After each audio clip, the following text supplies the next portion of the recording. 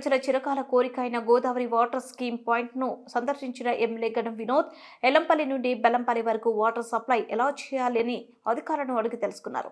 ఈ సందర్భంగా ఎమ్మెల్యే మాట్లాడుతూ ఎన్నికల్లో బెల్లంపల్లి ప్రజలు త్రాగునీరు గోదావరి నుండి కాకుండా ఆడ ప్రాజెక్టు వాటర్ సప్లై చేయడం వల్ల రోగాల బారిన పడుతున్నాయని చెప్పడంతో ప్రజలు గోదావరి వాటర్ వచ్చే విధంగా కృషి చేస్తానని తెలిపారు. బెల్లంపల్లి ప్రజల కోరిక నెరవేరబోతుంది. సాధ్యమైనంత తొందరగా గోదావరి వాటర్ సప్లైకి అన్ని ఏర్పాట్లు పూర్తి స్థాయిలో జరుగుతున్నాయన్నారు. ప్రజలకు ఇచ్చిన మాట ప్రకారం ఎలాంటి సమస్యలు తలెత్తకుండా వీలైనంత త్వరగా గోదావరి వాటర్ సప్లై చేయాలని అధికారులకు సూచించారు.